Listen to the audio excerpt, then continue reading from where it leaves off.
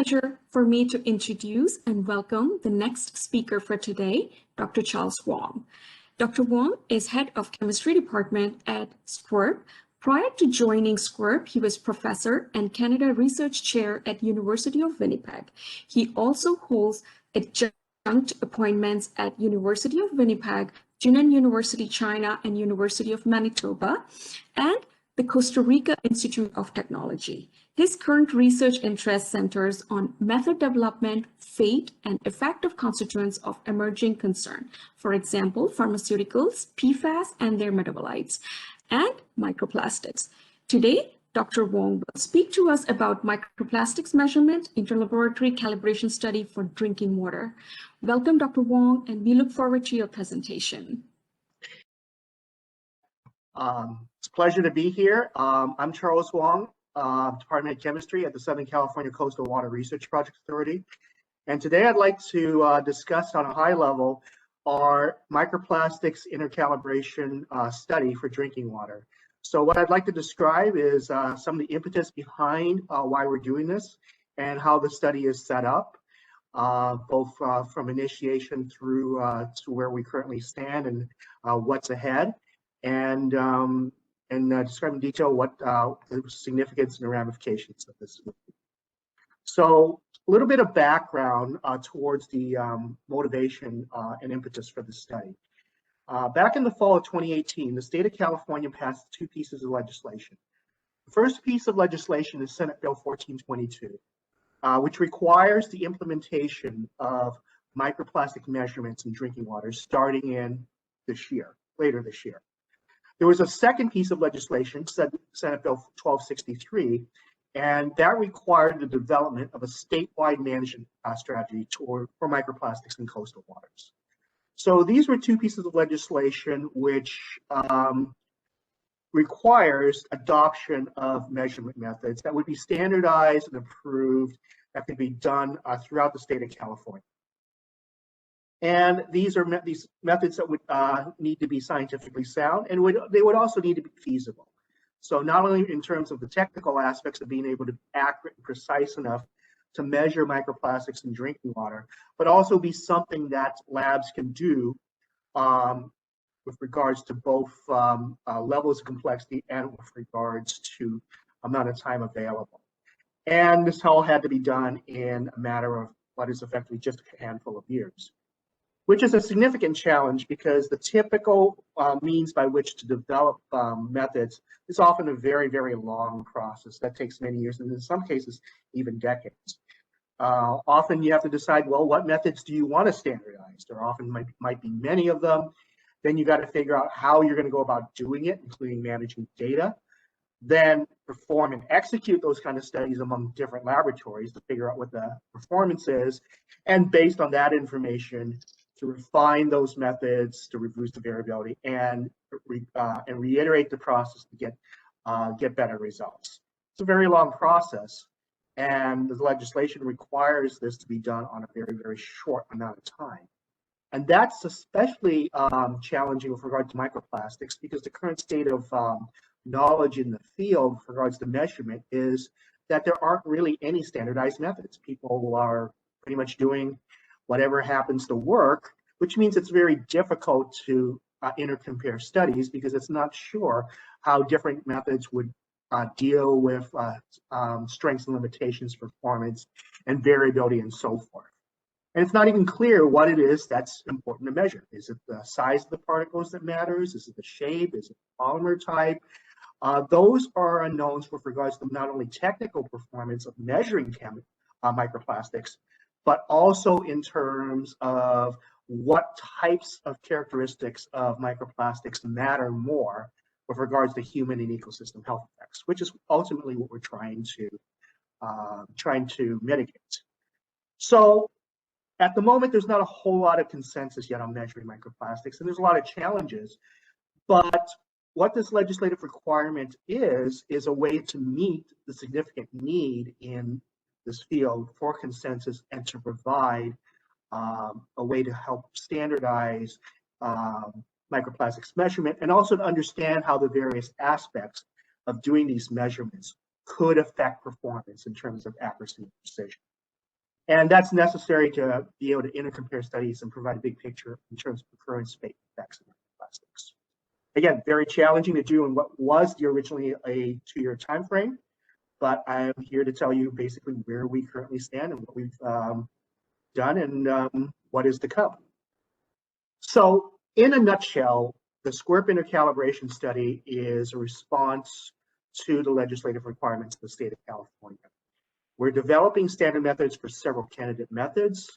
Then we're basically making blind samples where we know the composition and what goes into them, but participating labs do not, and they process these based on these standard methods to quantify the bias. So we know what's supposed to be in them, they don't, we know what the measurements get back, and we can understand and try to figure out where differences are from what is known to be there from what was measured as a function of all sorts of things, such as how big the particles are and what they're made of and what color they are and what type of topology they are and so on and so forth.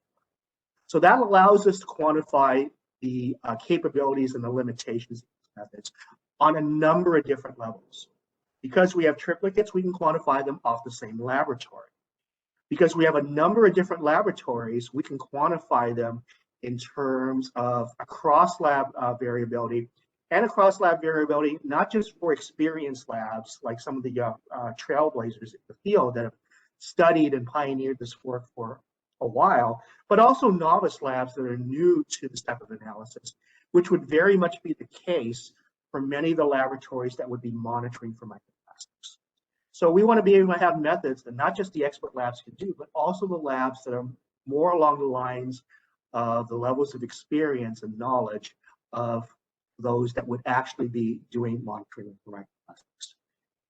And it's not just the technical aspects that we're also interested in, it's also feasibility aspects, because part of the study is also tracking the types of resources that are necessary to process and analyze and interpret the data with these types of samples. How much time it takes for people to do these types of measurements in the laboratory, how much it costs in terms of both capital equipment as well as things like consumable supplies. So the study is divided into 2 major components. There's what's known as the core study, and there's what's known as the augmentation. So I'll talk mostly about the core study, but I will bring up a few things in terms of augmentations in a little bit. So the core study is where the labs are operating off a common standard operating procedure for each of the candidate methods. And I'll explain a little bit how this was developed. And the reason we're operating off a common SOP is that will minimize the number of differences in terms of variability if everybody goes off the same thing. Part of the issue with microplastics analysis now is that everybody has their own playbook. It can be very different. So that's a huge source of variability. So we wanted to reduce that. It's not to say that our SOP is the best around, but it is something that is at least consistent. And we have quite a few labs. In fact, there's 26 that are participating for drinking water. So there's a lot of robustness in terms of characterizing variability with these large number of participating organizations. Then there are the augmentation studies. So these are basically studies that go along a couple of different lines. They're either tweaks in the processing methods. So that basically addresses the question of, well, maybe the SOP isn't the very best that's around, but if we do these types of tweaks, we might be able to improve it. There are also some augmentations, which are basically test beds for new techniques and new measurement technology. And these various augmentations, which I'll talk about later in this presentation, can either use the same samples in the core study, or they can use custom samples depending on what happens to be appropriate for the specific questions that they're answering. So what are the candidate methods that we have? We have basically 5 general methods. There's visual microscopy, including visual microscopy of fluorescent staining, using now red in this case as the staining agent. There's FTIR, there's Raman, and then there's pyrolysis gas chromatography mass spectrometry. So these are very common methods currently being used by which to measure and quantify microplastics So we wanted to evaluate these as current state-of-the-art knowledge, current state-of-the-art methodologies to analyze microplastics. We'll talk a little bit about what the blind samples are. There have been a number of intercalibration studies for microplastics. This one is a little bit unique because in this case, unlike many previous studies, we actually don't just hand a pill or a container that has microplastics and ask the labs to mix it in water. We actually hand you the water with all the materials already in there. So these are water samples that have been spiked with various types and shapes and sizes and materials of polymers. So things like polystyrene and polyethylene, shapes like pellets and fragments and so on and so forth. With regards to size, they go from 1 micron in size up to 1,000 microns. We've asked labs to bin these in terms of sieving them into 4 major size categories as shown. And it's notable that very few intercalibration studies have investigated particles all the way down to 1 micron, where the current state of knowledge with regards to microplastic health effects suggests that many of the potential effects of microplastics are in that smallest size fraction. In addition to actual polymer materials, we've also added false positive materials. These are things that visually look like synthetic polymers, but they aren't. So there are things like sand and mineral particles. There's things like cellulose material, animal fur of various types of colors. The idea here is that in a real sample, only a fraction of the particles that are going to be present are actually polymer particles. The rest are basically, other types of organic and inorganic materials, including many of natural origin. And we wanted to see if the laboratories could tell them apart from the actual plastic materials. So we have 26 laboratories in 6 different countries. This is a diverse mix of academic labs as well as public sector labs on a number of different levels, ranging from national to municipal, as well as various private sector labs in industry and consulting. Again, they've ranged from novice orientations to some of the current world leaders in the area. And with regards to how many there are per method, there's anywhere from 3 to 22 laboratories per method. We left that open to laboratories to participate in as they see fit. So laboratories who wanted to do, say, for example, FTIR, but didn't want to do Raman could, or vice versa, and laboratories that didn't want to do pyro-GCMS because they don't have one, didn't.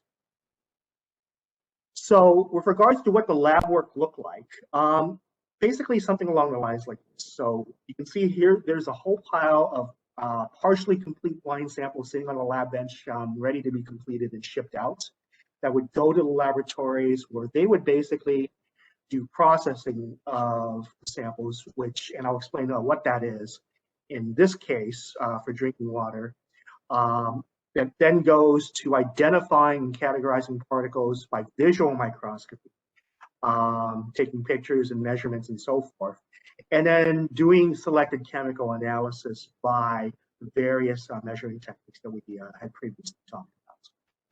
With regards to the processing SOP, the general idea was to sieve these samples to bin them into 4 major bin sizes. So anything bigger than 500 microns, things that are between 212 and 500 microns, and then the stuff that's below 212 microns, which would then be filtered to generate stuff that's between 20 and 200 microns and stuff that's basically 1 to 20 microns.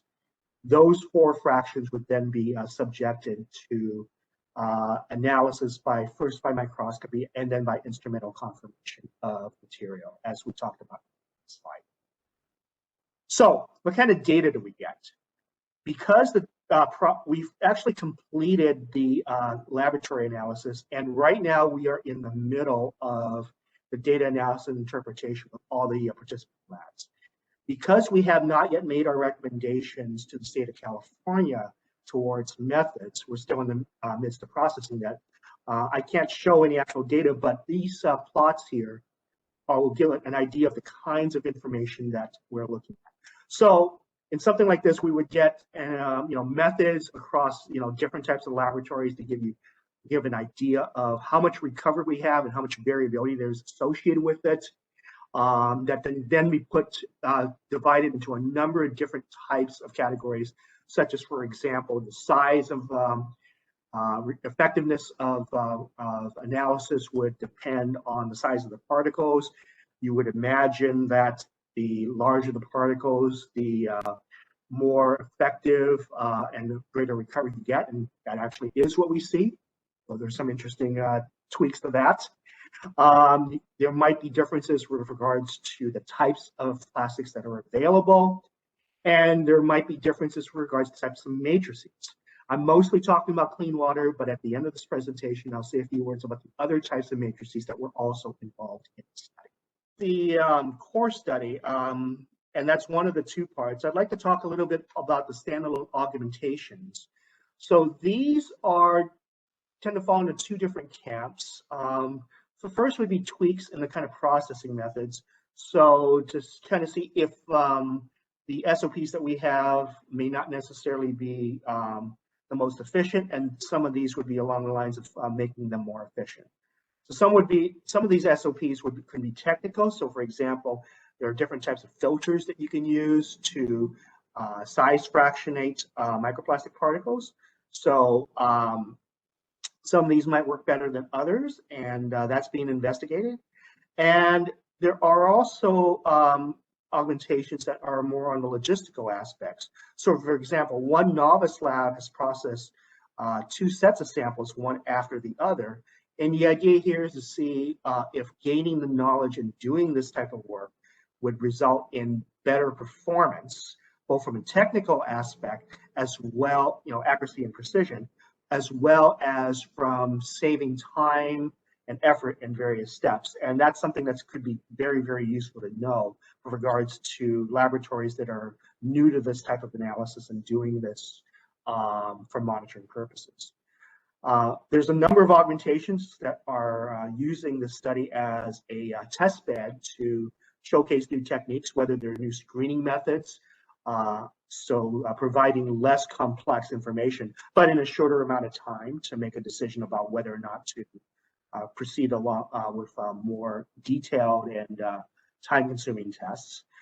There are now augmentations that are evaluating this to demonstrate what new technology can do, new instrumentations, as well as new ways of using existing instrumentation by augmentation and other techniques to show increases in performance with regards to both improving accuracy and precision, as well as in terms of saving time and effort. So what are some general take-home messages that we have learned so far? First off is that our results are highly variable. This is actually pretty consistent with many other studies, intercalibration studies that are either been completed at this time or are ongoing at this time. It's a difficult type of analysis.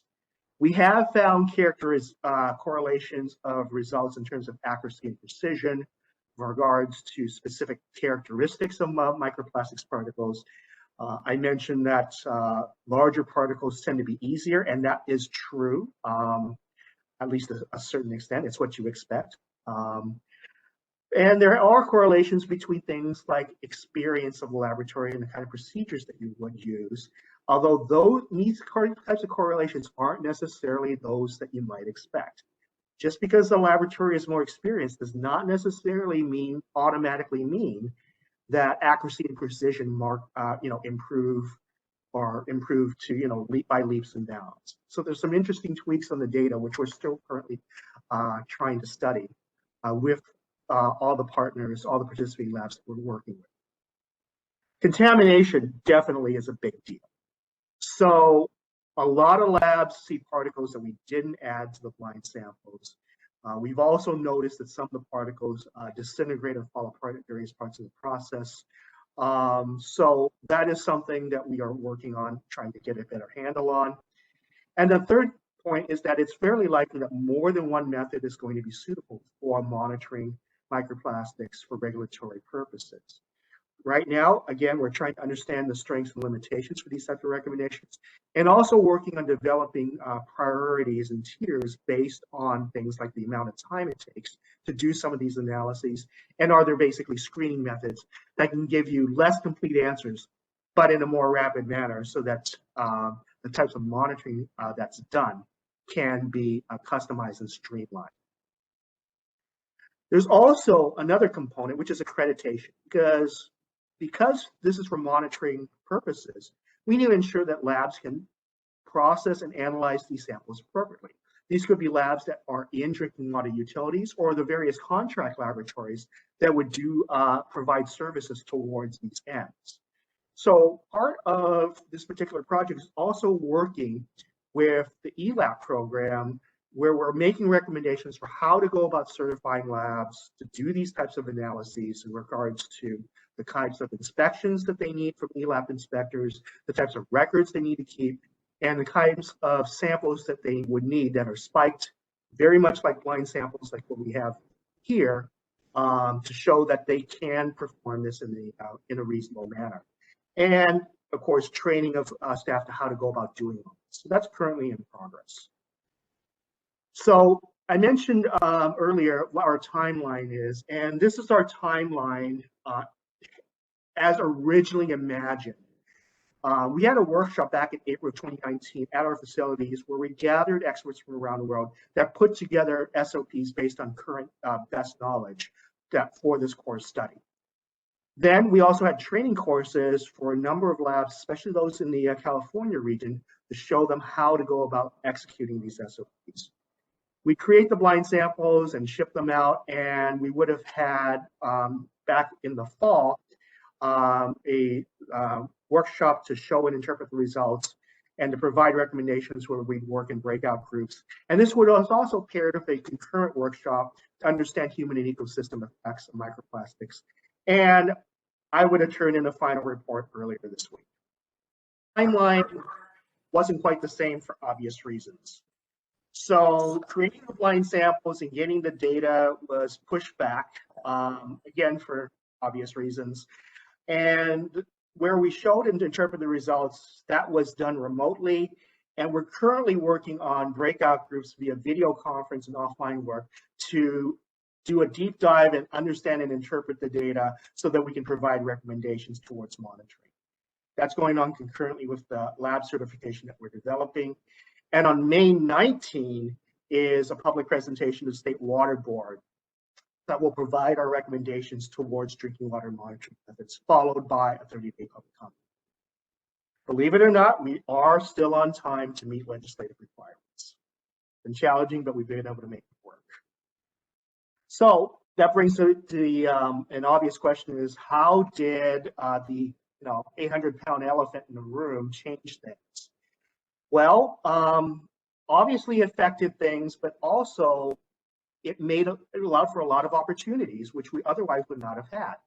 The delay in getting those samples out resulted in quite a few labs actually joining the study. We actually have more participants than we would have had things gone the way that they were anticipated. And some of these came about when the State Water Board, as part of this project, defined microplastics back in June. We have a number of new augmentation studies. That's what some of these labs have done. And although we have had modifications to some of the work where things have dropped out, what we've also noted was that when we've had 3 months for breakout groups to work, as opposed to 2 or 3 days, there's an awful lot more time to study the data far more thoroughly than we originally anticipated. So it's a lot stronger in terms of the types of knowledge and understanding that we have than we otherwise would have. Now, I did mention that the drinking water is only one aspect of the intercalibration study. In parallel, we have analogous work towards 3 other matrices.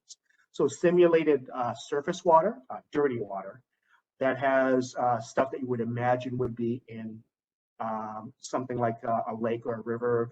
It's got algae and twigs and other types of materials. Sediment from pre-industrial sediment cores, as well as fish tissue, freeze-dried fish tissue. This addresses the second piece of legislation that requires a development of how to manage microplastic pollutants in coastal waters. So methods along these lines are going to be a major part of dealing with creating this type of strategy. That data intake's at the end of April, and we would have analogous procedures for showing and interpreting the data as appropriate. So I thank you for your time, and there are a couple websites for which we have information in terms of both this study and our concurrent health effects study.